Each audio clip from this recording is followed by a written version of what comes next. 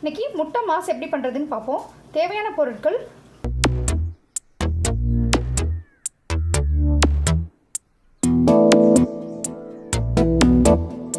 ஒரு 6 முட்டையை வந்து வேக வச்சு எடுத்துக்கணும்.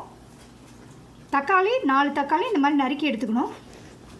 அரை வெங்காயம், ஒரு சின்ன சைஸ் தக்காளி, இஞ்சி பூண்டு சின்ன சின்ன பீஸ், மஞ்சள் தூள் அரை ஸ்பூன், உப்பு தேவையான அளவு, மிளகாத்தூள் அரை ஸ்பூன், நல்லெண்ணெய் தாளிக்கிறதுக்கு ஒரு 2-3 ஸ்பூன் இருந்தால் போதும், குழம்பு பொடி அரை ஸ்பூன், கருவேப்பிலை அரை ஸ்பூன், பெப்பர் தூள். இப்போ எப்படி பண்ணுறதுன்னு பார்ப்போம். ஃபஸ்ட்டு நம்ம இந்த வெங்காயம், தக்காளி, இஞ்சி பூண்டு இது எல்லாத்தையும் நல்லா நைஸாக பேஸ்ட்டாக அரைச்சிக்குவோம். முட்டையும் நான் வேக வச்சுருக்கேன். அடுத்து எப்படி பண்ணுறதுன்னு பார்ப்போம்.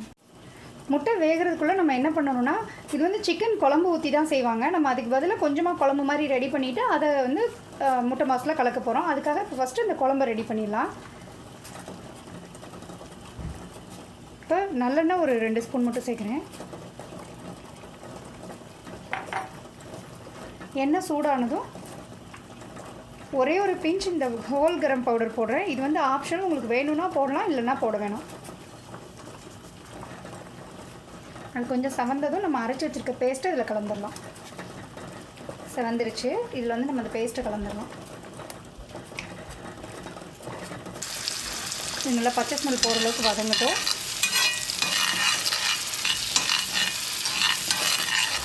இது பச்சை ஸ்மெல் போனதுக்கப்புறமா இதில் வந்து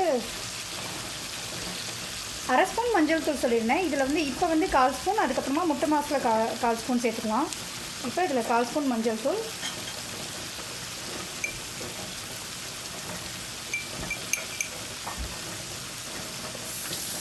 மிளகாத்தூள்,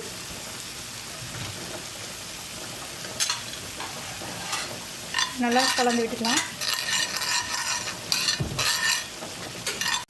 அது மஞ்சள் தூளும் மிளகாத்தூளும் போட்டதுக்கப்புறமா குழம்பு பொடி அரை ஸ்பூன் சொல்லியிருக்கேன், அதையும் போட்டுடலாம். இதையும் நல்லா கலந்து விட்டுக்கலாம்.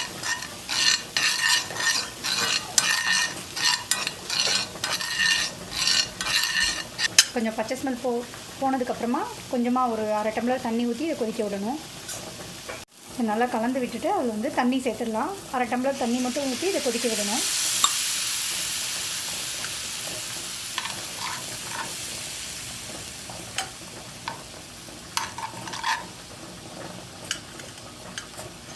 கொதித்ததுக்கப்புறமா இதை ஒரு பாத்திரத்தில் ஊற்றி எடுத்து வச்சுக்கணும்.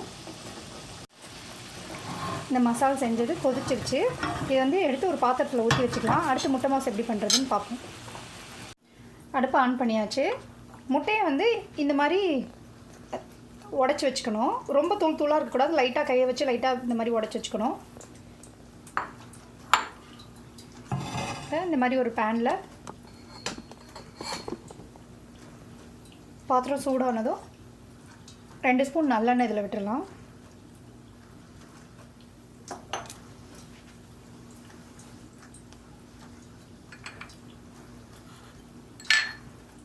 எண்ணெய் சூடானதும் கருவேப்பிலை ஃப்ரெஷ்ஷாக இருந்தால் போட்டுக்கோங்க.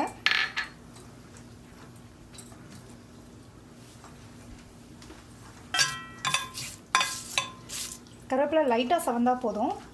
கருவேப்பிலை செவந்ததும் தக்காளியை இதில் போட்டுடலாம்.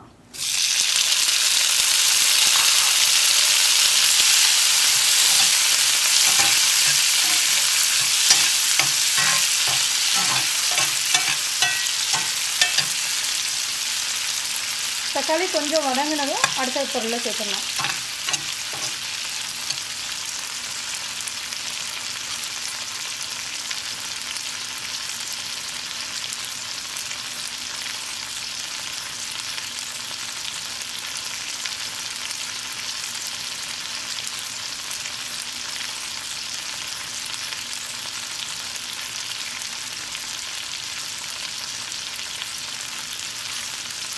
இந்த தக்காளி ஜூஸ் மட்டும் கொஞ்சம் வந்து ட்ரை ஆகிற அளவுக்கு வதங்கினா போதும்.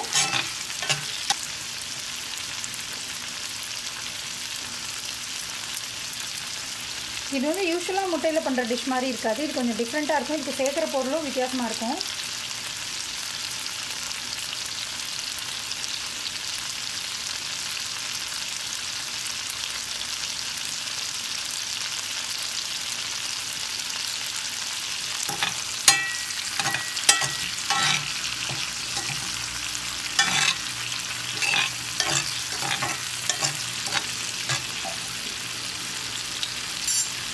நல்லா வதங்கினதுக்கப்புறம் இந்த மாதிரி உதிர்த்து வச்சுருக்க முட்டையை இதில் சேர்த்துடலாம்.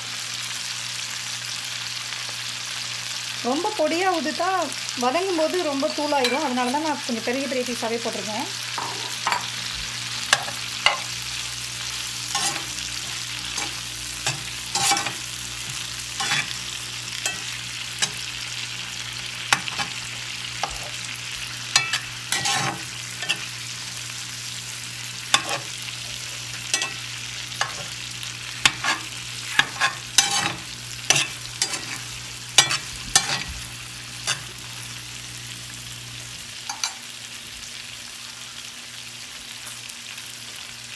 இதில் இந்த மசாலா அரைச்சி வச்சுருந்தோம்ல, இதை வந்து இதில் சேர்த்துடலாம்.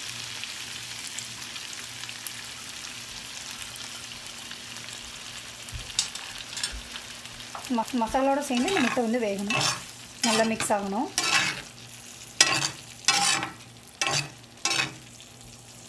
இதில் 1/2 ஸ்பூன் மஞ்சள் தூளும் உப்பும் சேர்த்துடலாம். மஞ்சள் தூள் இப்போ சேர்க்குறேன், ஏன்னா ஏற்கனவே நம்ம 1/4 ஸ்பூன் மஞ்சள் தூள் சேர்த்துட்டோம். உப்பு சேர்த்துடலாம்.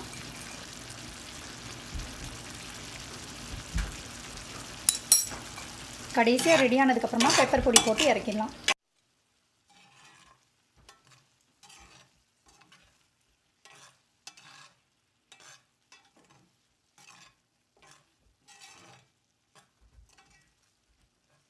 பாருங்க, நம்ம ஊற்றின மசால் வந்து நல்லா திக்காயிடுச்சு. இப்போ வந்து பெப்பர் பொடி போட்டு இதை இறக்கிடலாம். மிளகாத்தூளும் போட்டிருக்கனால பெப்பர் வந்து உங்களுக்கு தேவையான அளவு சேர்த்துக்கோங்க. நான் ரொம்ப கம்மியாக தான் போடுறேன்.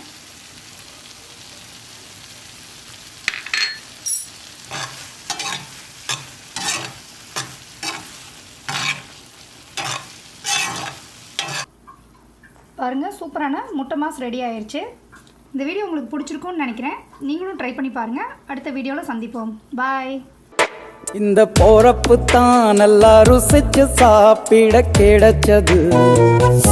ஆஹா ஆஹா, அத நினைச்சுத்தான் மனோ உலகம் முழுவதும் பறக்குது.